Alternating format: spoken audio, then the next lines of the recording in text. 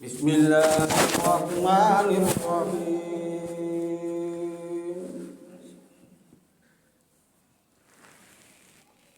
إن الذين كفروا سواء عليهم أأنذرتهم أم لم تنذرهم لا يؤمنون.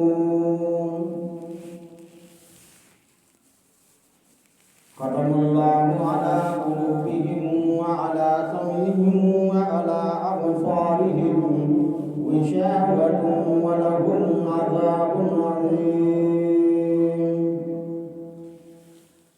صدق الله مولانا العظيم وصدق رسوله النبي الكريم ونحن على ذلك من الشاهدين والشاكرين والحمد لله رب العالمين.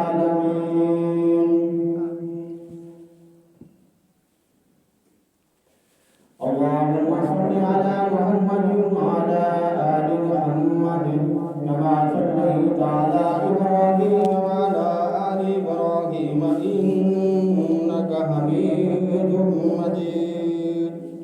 اللهم بارك على محمد وعلى آل محمد كما باركت على إبراهيم وعلى آل إبراهيم إنك حميد مجيد.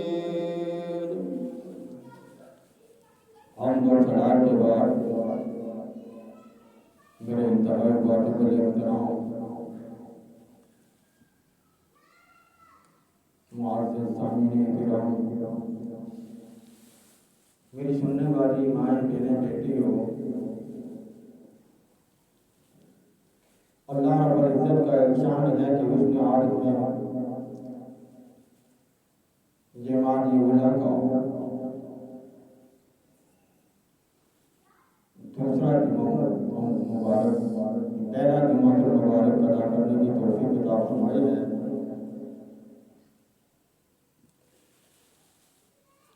یہ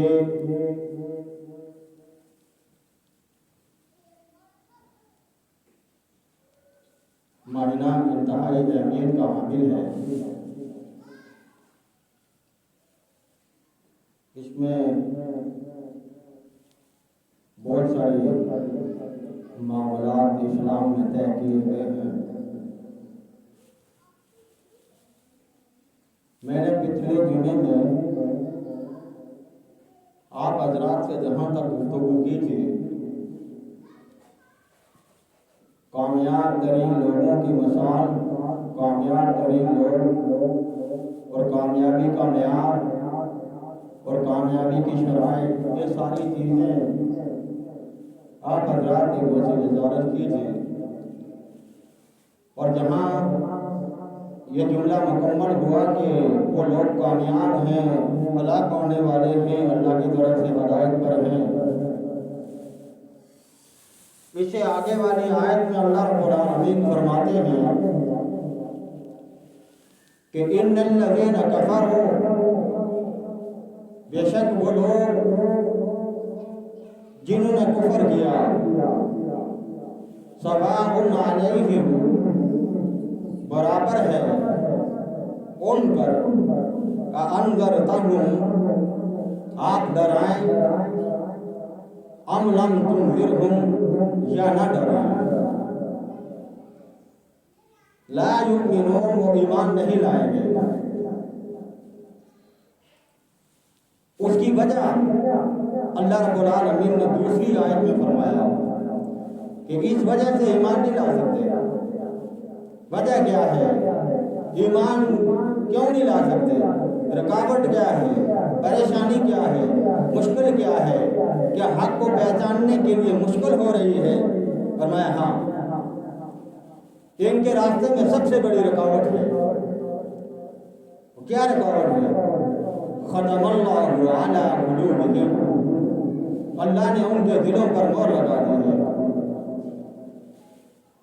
مہر ہی نہیں بلکہ وعلی سمعہم، اور ان کے کانوں پر، وعلی ابصارہم غشاوۃ، اور ان کی آنکھوں پہ پردہ پڑا ہوا ہے۔ वलहुम अज़ाबुन अज़ीम, और उनके लिए मैंने दर्दनाक अज़ाब तैयार कर रखा है। जहाँ अल्लाह रब्बुल आलमीन का कुरान के अंदर समझाने का असलूब अंदाज बड़ा निराला है। पहले हदायत वालों का जिक्र किया, उसके बाद मोमिनीन का जिक्र किया, उसके बाद उन लोगों का जिक्र किया जो गायब पर ईमान लाते हैं, उसके बाद उन लोगों का जिक्र किया जो नमाज कायम करते हैं, उसके बाद उन लोगों का जिक्र किया जो ज़कात अदा करते हैं, और उसके बाद उन लोगों का जिक्र किया कि जो अल्लाह की उतारी हुई किताबों पर ईमान लाते हैं और प्यारे पैगंबर की तस्दीक करते हैं और साबिका किताबों पर भी ईमान लाते हैं, आखिरत के दिन पर भी यकीन रखते हैं कि क़यामत बर्पा होने वाली है। फरमाया ये लोग अल्लाह के इनाम याफ्ता बंदे हैं, ये अल्लाह के मुकर्रब बंदे हैं।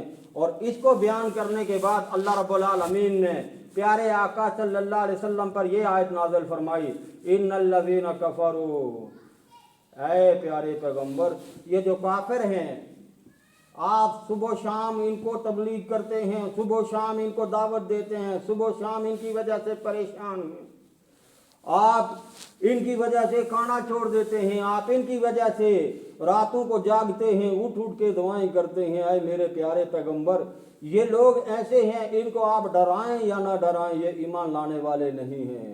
इसकी वजह यह है कि इनके दिल जंग आलूद हो चुके हैं, इनके दिलों पर मोहर लग चुकी है, इनके कानों पर पर्दा है और इनकी आंखों पर भी पर्दा है, और ये न देख सकते हैं न सुन सकते हैं, और सुन इसलिए नहीं सकते कि इनके दिल मेरे कब्जे में, इनके दिल मेरे कब्जे में है, इसलिए ये नहीं सुन सकते। अल्लाह रब्बुल आलमीन ने जब ये चीज़ इनकी बयान फरमाई तो पता ये चला कि जो हदायत अल्लाह की तरफ से जिस बंदे को मिलेगी वही हदायत याफ्ता होगा। अल्लाह जिसको गुमराह कर दे कोई चीज़ उसको रास्त पर नहीं ला सकती। जिसके कान में कोई बात ना आए, जिसके समझ में कोई बात ना आए, जो देख कर भी उसको ना माने, जो सुन कर भी उसको ना माने, तो फिर समझ लो कि उसके लिए हदायत के दरवाजे बंद हो चुके हैं, वो हदायत पे कभी नहीं आएगा। मुसलमानों के लिए अल्लाह रब्बुल आलमीन ने कुरान पाक को अजीम किताब बनाया है। अल्लाह रब्बुल आलमीन ने अहकाम बयान किए, तमाम मामलात इस कुरान पाक के अंदर शेयर कर दिए, तमाम ज़िंदगी के तौर तरीके इसमें बयान कर दिए, बीवी के हक़ हुकूक को बयान कर दिया, माँ बाप के हक़ हुकूक को बयान कर दिया, बच्चों के हक़ हुकूक को बयान कर दिया, रहने सहने की तरतीब बता दी, रिश्तेदारों के हक़ हुकूक को बयान कर दिया, पड़ोसियों के हक़ हुकूक को बयान कर दिया, हत्ता कि कत्ल करने वाले के बारे में भी ये फैसला कर दिया। हम सब तलाक और निकाह के बारे में अल्लाह रब्बुल आलमीन ने बराह रास्त कुरान से रहनुमाई दी। अल्लाह रब्बुल आलमीन ने हर एक चीज़ खोल खोल कर बयान कर दी। फरमाया तुम कितनी गुमराही में चले जाओ, अल्लाह तुम्हें बयान करता रहेगा, अल्लाह का कुरान तुम्हें वाद व नसीहत करता रहेगा। तुम अगर अपने अहकाम के मुताबिक अपनी मर्जी के मुताबिक ज़िंदगी गुजारते हो वो तो अलग चीज़ है, लेकिन अल्लाह ने तुम्हारे लिए कुरान को ज़ाब्ता हयात बना दिया है। अल्लाह ने तुम्हारे लिए कुरान को एक नमूना बना दिया है। अल्लाह ने तुम्हारे लिए कुरान को कामयाबी का सबसे बड़ा आलम बना दिया है। यही कुरान तुम्हें कामयाब करेगा, इसी कुरान की वजह से तुम कामयाब होगे। अल्लाह रब्बुल आलमीन ने उन लोगों को इनसे अलग कर दिया कि तुम लोग कभी भी हदायत पे नहीं आ सकते। अल्लाह रब्बुल आलमीन ने सारे अहकाम कुरान में बयान कर दिए। सोना है तो किस तरीके से सोना है, जागना है तो किस तरीके से जागना है, इबादत करनी है तो किस तरीके से करनी है, आपने हज करना है तो किस तरीके से करना है, उम्रा करना है तो किस तरीके से करना है, आपने जहाद करना है तो किस तरीके से करना है। जहाद के मुजाहिदीन के चलने का जिक्र कुरान ने बयान कर दिया, उसके वार करने का जिक्र कुरान ने बयान कर दिया, उसका जिस्म कटने का जिक्र कुरान ने बयान कर दिया। कुरान पाक ने तमाम उम्मत के तमाम मामला, तमाम कौल, तमाम फेल इस कुरान में बयान कर दिए। फरमाया जो बंदा कुरान को मानेगा वही कामयाब होगा, जो कुरान के ज़ाब्ता उसूल पर चलेगा वही कामयाब होगा। जो कुरान से हट गया, हदीस से हट गया, प्यारे आका के फरमान से हट गया, वो गुमराही के बहुत बड़े गड्ढे के अंदर जाकर गिर जाएगा। अब हमारे लिए इन दो आयात में एक सबक है کہ ہم جب کوئی بات قرآن اور حدیث کی سنیں تو کان لگا کے سنیں، آنکھیں کھول کے سنیں، دماغ کو حاضر رکھ کے سنیں، دل کی ساری کھڑکیوں کو کھول کر سنیں۔ کیوں؟ اللہ نے اس آیت میں ارشاد فرمایا، برابر ہے میرے نبی، ان کو ڈراؤ یا نہ ڈراؤ، وَهُمْ لَا يُؤْمِنُونَ، یہ ایمان نہیں لانے والے۔ کیا ہم حق بات سنتے ہیں، حق بات کہتے ہیں، حق پہ چلتے ہیں؟ اگر چلتے ہیں تو فَبِهَا، پھر تو صحیح ہے، اگر نہیں چلتے تو اپنی اصلاح کرنی چاہیے۔ حق کی طرف اگر کوئی بلاتا ہے اس کی بات کو سننا چاہیے۔ قرآن کہتا ہے میں نے ان کو بار بار بلایا، اللہ کے ڈر سے سنایا، میں نے ان کو واضح نصیحت کی۔ اللہ کے پیارے حبیب صلی اللہ علیہ وسلم نے رات کو نہیں دیکھا، اپنے آرام کو چھوڑ دیا، دن کو نہیں دیکھا، اپنی کمائی کو چھوڑ دیا، اپنے بچوں کو چھوڑ دیا، اپنی آل اولاد کو چھوڑ دیا۔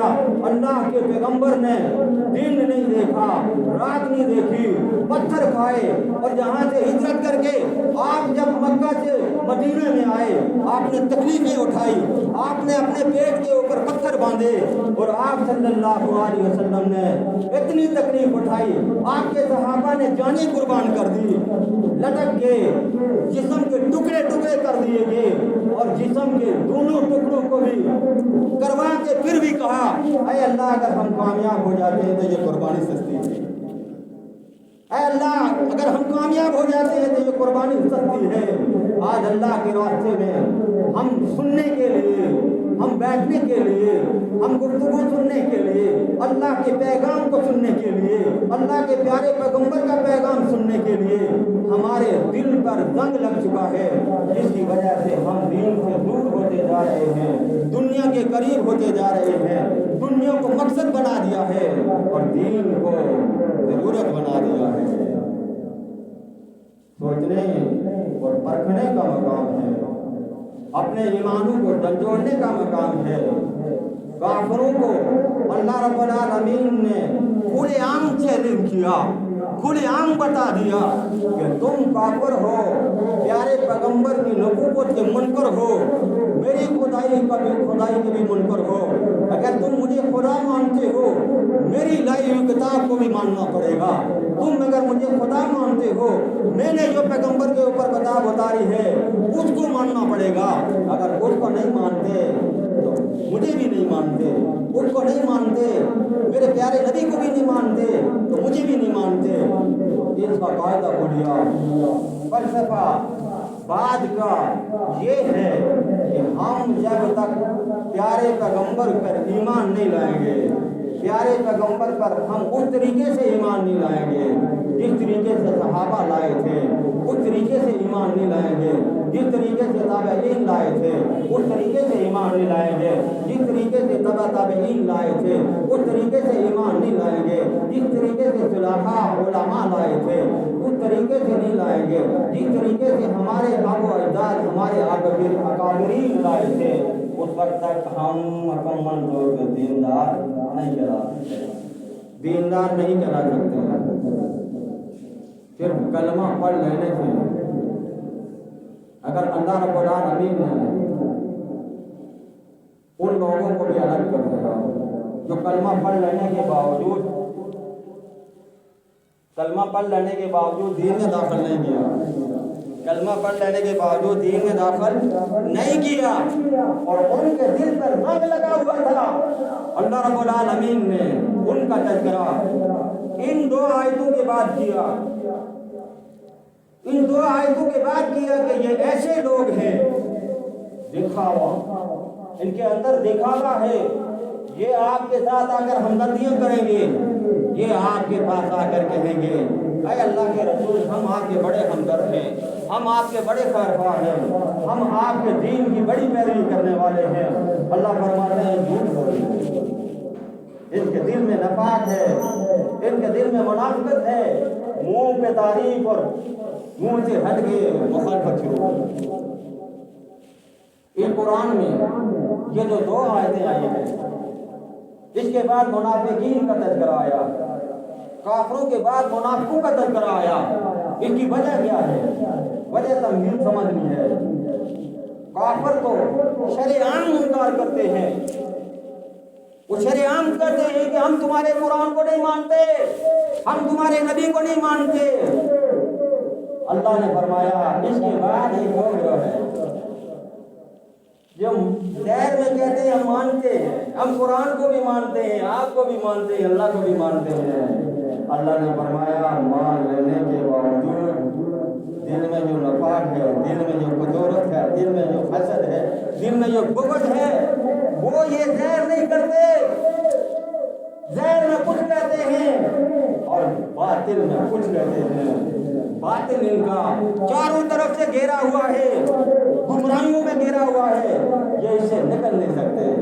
کافر تو مخالفت کرتا ہے کفر کی بنیاد پر، کافر تو انکار کرتا ہے کفر کی بنیاد پر، کافر تو انکار کرتا ہے حسد کی بنیاد پر، کافر تو انکار کرتا ہے پیارے پیغمبر کی ضد کی وجہ سے، انا کی وجہ سے کرتا ہے کہ بنی اسرائیل میں سے کیوں آئے، اس لیے ہم ان کو نبی نہیں مانتے، اس لیے ہم ان کو نبی نہیں مانتے۔ یہ قرآن ہمارے بنی اسرائیلی نبی پر نازل ہونا چاہیے تھا، اس پر نازل کیوں ہوا؟ اس حسد اور بغض کی وجہ سے انہوں نے قرآن کا انکار کیا۔ ایک چھوٹا سا واقعہ، پیارے آقا جب مدینے کی طرف گئے، یہودیوں کا بڑا عالم جس کا نام عبداللہ بن سلام، عبداللہ پیارے آقا صلی اللہ علیہ وسلم نے رکھا، اس کا حسین بن عبداللہ نام تھا۔ مدینے کے اندر 5 طرح کے لوگ رہتے تھے۔ کتنی طرح کے؟ 5 طرح کے لوگ رہتے تھے۔ 3 قبیلے یہودیوں کے، 2 قبیلے مشرکوں کے۔ ان کی آپس میں لڑائیاں رہتی تھی۔ ہود اور ہجرت، یہ ہود اور ہجرت یہ مشرک قبیلے تھے، مکہ والوں کی عقائد کے مطابق۔ بنو قریظہ، بنو نذیر اور قینقاع یہ یہودی قبیلے تھے۔ اب ان دونوں نے، جو مشرک قبیلے تھے، ان دونوں نے ان یہودیوں میں سے کسی ایک کو اپنا اتحادی بنا دیا۔ بنو نذیر اور بنو قینقاع یہ ایک قبیلے کے ساتھ تھے، جس کو ہجرت کہتے ہیں۔ بنو قریظہ یہ اس دوسرے قبیلے کے ساتھ تھے، اس قبیلے کے ساتھ تھے۔ اب پیارے آقا صلی اللہ علیہ وسلم وہاں تشریف لے گئے، اس سے پہلے یہ سارے قبیلے والے، 5 قبائل کے لوگ عبداللہ بن سلام کو سب سے بڑا عالم مانتے تھے، سب سے بڑا عالم مانتے تھے، اور کہتے تھے کہ آسمانی کتب کا سب سے بڑا عالم اور سب سے بڑا باریکی رکھنے والا عالم ہے، اس کا مقابلہ کوئی نہیں کر سکتا۔ حضرت عبداللہ بن سلام مدینہ منورہ میں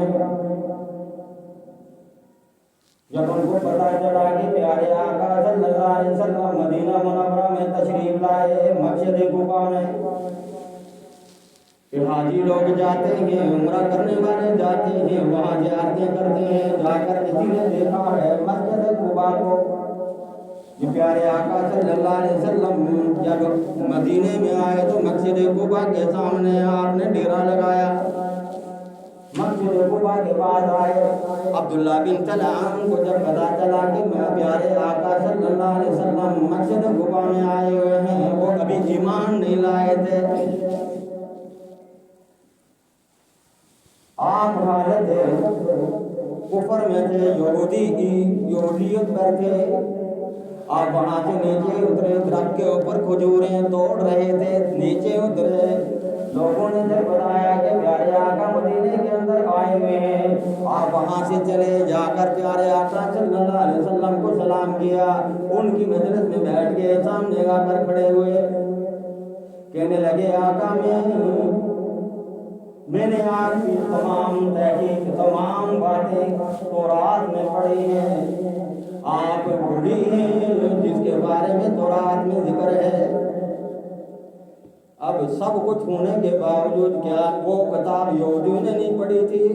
تورات یہودیوں نے بھی پڑھی تھی، ان کی مذہبی کتاب تھی، ان کی آسمانی سے اترنے والی موسیٰ علیہ السلام کی کتاب تھی، کیا انہوں نے نہیں پڑھی تھی؟ پڑھی تھی، لیکن عبداللہ بن سلام نے جس طریقے سے پڑھی تھی اس طریقے سے کسی نے نہیں پڑھی تھی۔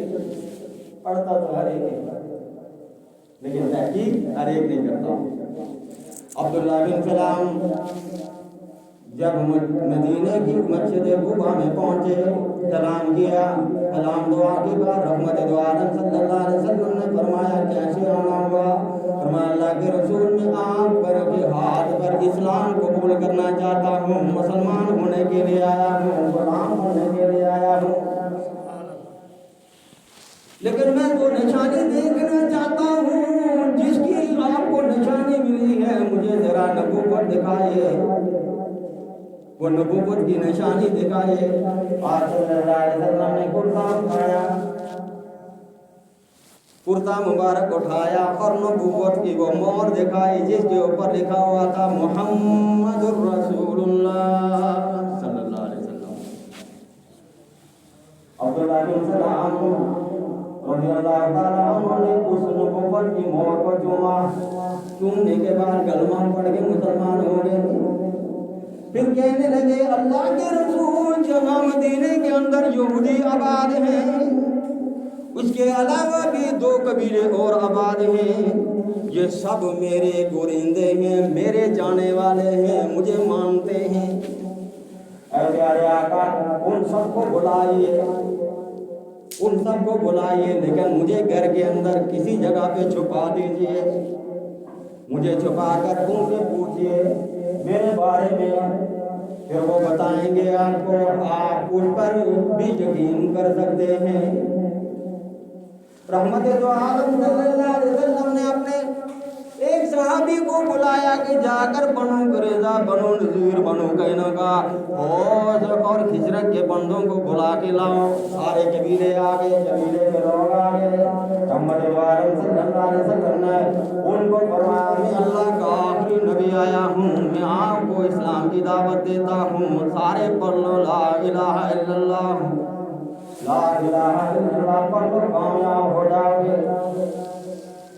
انہوں نے کہا کہ ہم تو آپ کو نبی نہیں مانتے، ہم تو آپ کو نبی نہیں مانتے، ہم آپ پر ایمان نہیں لاتے، آپ کے پاس دلیل کیا ہے؟ فرمایا میرے پاس قرآن دلیل ہے، مجھ پہ بینات ہوتی ہے، جبریل میرے پاس آتے ہیں۔ رحمت دو عالم صلی اللہ علیہ وسلم نے جب ان کو دعوت دی انہوں نے انکار کر دیا، تو رحمت دو عالم صلی اللہ علیہ وسلم نے فرمایا اگر میں تمہیں ایک مضبوط دلیل دے دوں کیا تم پھر ایمان لے آؤ گے؟ انہوں نے کہا کون سی؟ فرمایا اگر میرے بارے میں کوئی بندہ اگر کہہ دے آپ میں سے کوئی معزز آدمی جو صاحب حیثیت والا ہو، حسب نسب میں سب سے اعلیٰ ہو، علم میں سب سے بڑا ہو، اگر وہ کہہ دے کہ یہ حق اور سچ ہے، یہ پیغمبر ہے، تو پھر آپ ایمان لے آؤ گے؟ انہوں نے کہا یہ نہیں ہو سکتا۔ فرمایا عبداللہ بن سلام جو آپ کا سب سے بڑا عالم ہے وہ میرے پہ ایمان لے آیا، وہ نبوت کے اس سفر میں میرا غلام بن گیا۔ انہوں نے کہا یہ نہیں ہو سکتا۔ آپ نے آواز دی عبداللہ باہر آ جاؤ۔ عبداللہ بن سلام جب باہر آئے، عبداللہ سے پہلے عبداللہ کی تعریف ان سے پوچھی، عبداللہ آپ میں کیسا تھا؟ انہوں نے کہا وہ تو بڑے علم والے ہیں، بڑے پرہیزگار، بڑے متقی، بڑے ایماندار، بڑے سچے، بڑے صادق ہیں، وہ تو بہت بڑا علم رکھتے ہیں۔ فرمایا اگر وہ ایمان لے آئے ہیں تو کیا تم ایمان لاؤ گے؟ یہ نہیں ہو سکتا۔ عبداللہ بن سلام کو جب باہر بلایا گیا سب نے کہا تیرے جیسا دھوکے باز، تیرے جیسا قاتل، تیرے جیسا جھوٹا ہم نے دنیا میں کوئی نہیں دیکھا۔ گوالیاں دینے کو وہی لوگ جو پہلے تصدیق کرتے تھے، پہلے تعریف کرتے تھے، جب وہ ایمان لے کے آئے تو انہوں نے انکار کر دیا۔ کیوں؟ اسی لیے قرآن پاک کی ایک آیت آتی ہے، شاید آپ کی نظروں سے گزری ہو، عام علماء کرام کے زبان سے بھی سنا ہو، لا اکراہ فی الدین، دین میں کوئی زبردستی نہیں، لا اکراہ فی الدین، دین میں کوئی زبردستی نہیں۔ اس آیت کا مطلب مفہوم کیا ہے، اس کو تھوڑا سمجھیں تاکہ ہم ان چیزوں میں پڑے ہوئے ہیں جو نہیں کرنی چاہیے وہ کرتے ہیں، جو کرنی چاہیے وہ چھوڑتے ہیں، ہم اس آیت کے جملے کو سمجھیں، لا اکراہ فی الدین، دین میں کوئی زبردستی نہیں۔ اگر کوئی راہ راست پر آتا ہے تو فبیہا، نہیں آتا ہے تو اس کے ساتھ جبر نہیں کرنا، اس کے ساتھ ظلم نہیں کرنا، اس کو زبردستی دین کے اندر نہیں لانا۔ تو میرے بھائی، جب وہ اپنی مرضی سے، اپنے دل سے، اپنی تمنا سے، اپنے شوق سے اس نے پڑھ لیا لا الہ الا اللہ محمد رسول اللہ، اشہد ان لا الہ الا اللہ واشہد ان محمدً عبدہ ورسولہ، نہیں کوئی معبود اللہ کے سوا، محمد صلی اللہ علیہ وسلم اللہ کے رسول ہیں، میں گواہی دیتا ہوں کہ اللہ کے سوا کوئی معبود نہیں، اور میں یہ گواہی دیتا ہوں کہ اللہ کے رسول اور یہ اللہ کے بندے اور اس کے رسول ہیں۔ اب یہ بات یہاں اپنی مرضی سے اسلام قبول کیا، اب اپنی مرضی سے اسلام قبول کیا، اسلام کے اندر جو چیزیں نافذ عمل ہیں، نافذ عمل ہیں، ان کو کرنے کے لیے ضروری ہے، لازمی ہے، نہیں کریں گے تو سزا دی جائے گی، نہیں کریں گے تو سزا دی جائے گی۔ اس کی وجہ آپ اپنی مرضی سے مسلمان ہوئے ہیں، اسلام کے اندر اپنی مرضی سے داخل ہوئے ہیں، اب اسلام کے قوانین، اسلام کی وہ شروعات، اسلام کی جو بنیادی عقائد، اسلام کی وہ نظریاتی، جغرافی، تمام چیزوں پر عمل کرنا پڑے گا، اگر نہیں کرو گے تو سزا دی جائے گی۔ یہ قابل عمل ہے۔ ایک بندہ کہتا ہے میں مسلمان ہوں، نماز نہیں پڑھتا، اس کو ترغیب دینی چاہیے، لیکن سختی کرنی چاہیے کہ نماز کیوں نہیں پڑھتا، کس لیے آپ صلی اللہ علیہ وسلم نے فرمایا کہ بچہ جب 60 سال کا ہو جائے اس کو ٹاٹیاں کھلاؤ، پیار محبت سے اس کو نماز پڑھاؤ، جب 8 سال کا ہو جائے مار پیٹ کر اس کو نماز پڑھاؤ، نہیں پڑھتا تو مارو اس کو، سزا دو اس کو۔ ماشاء اللہ ہمارے عمر رسید نماز جاتی ہے، لا اکراہ فی الدین آ گیا نا، دین میں کیا زبردستی ہے، دین میں زبردستی کیا ہے؟ آپ مسلمان ہیں، آپ کے لیے ضروری ہے، کلمہ پڑھ لیا، نماز کی پابندی ضروری ہے، لازمی ہے، یہ نہیں ہے کہ آپ اپنی مرضی سے چلتے رہیں، دین کے اندر آئیں گے دیندار بن کے رہنا پڑے گا۔ اللہ کے رسول صلی اللہ علیہ وسلم پر ایک آیت نازل ہوئی، یا ایھا الذین آمنوا ادخلوا فی السلم کافۃ، اے ایمان والو دین کے اندر پورے کے پورے داخل ہو جاؤ، اے ایمان والو دین کے اندر پورے کے پورے داخل ہو جاؤ، کلمہ تو تم نے پڑھ لیا، مسلمان تو تم بن گئے، لیکن پورے کے پورے داخل ہو جاؤ، ولا تتبعوا خطوات الشیطان، شیطان کی اتباع نہ کرو، یہ تمہارا کھلا دشمن ہے، ولا تتبعوا خطوات الشیطان انہ لکم عدو مبین،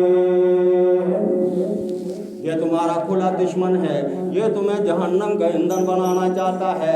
کلمہ پڑھ لینے کے باوجود، اللہ کے پیارے رسول کو مان لینے کے باوجود، اللہ کو مان لینے کے باوجود، صرف احکام کی پابندی نہ کرنے کی وجہ سے جہنم کا ایندھن بنانا چاہتا ہے، لہذا شیطان کی باتوں میں مت آؤ، اللہ نے جو چیزیں فرض کی ہیں ان کو پورا کرو، اگر نہیں کرو گے تو یہی جملہ آپ کے لیے کافی ہے، اللہ فرمائیں گے تمہارے لیے بہانے کی کوئی گنجائش نہیں، تمہارے لیے फिसलने की कोई गुंजाइश नहीं, तुम्हारे लिए बचने की कोई गुंजाइश नहीं। मैंने साफ साफ खोल खोल कर बयान कर दिया है। कुरान मैंने इसीलिए उतारा कि लोग कुरान को देखें। प्यारे पैगंबर को मैंने इसीलिए आखिरी पैगंबर बना कर भेजा। वो ये ना कहे कि हमें कोई दावत देने वाला नहीं आया। फरमाया प्यारे आका सल्लल्लाहु अलैहि वसल्लम ने दिन नहीं देखा, रात नहीं देखी, सुबह नहीं देखी, शाम नहीं देखी, आराम के लिए नहीं देखा, घर को नहीं देखा, बाहर को नहीं देखा। आप सल्लल्लाहु अलैहि वसल्लम दिन रात मेहनत करके, पत्थर खा के, आप हिजरत करके अपने अबू अजदाद का वतन छोड़ के दूसरे वतन में जाकर दीन को तुम्हारे तक पहुंचाया है। क्या हमें इसकी कदर करनी चाहिए कि नहीं करनी चाहिए? क्या हमें इसको सीखना चाहिए कि नहीं सीखना चाहिए? ये हम पर मुनहसर है। ये हम क्या करेंगे? अगर हम रात पर आना चाहते हैं, अल्लाह हदायत के दरवाजे खोल देगा। अगर हमारे दिल के अंदर इसका एहसास है, हुब है, मोहब्बत है, इश्क है प्यारे आका से, तो हमें दीन समझने में बहुत आसानी होगी। वलक़द यस्सरनल क़ुरआन लिज़्ज़िक्र फहल मिन मुद्दकिर। अलबत्ता तुम में से कोई है जो कुरान को पढ़ने वाला, कुरान को समझने वाला। हमने कुरान को तुम्हारे लिए बहुत आसान कर दिया है। ये मुश्किल है, लेकिन इल्ला माशाअल्लाह 100 में से 10% लोग जो कुरान को पढ़ते हैं नहीं जानते। इसलिए इस पर गौर करना चाहिए। अल्लाह ताला हम सबको अमल की तौफीक अता फरमाए। हमें आखिरत की फिक्र करनी चाहिए, कब्र की तैयारी करनी चाहिए।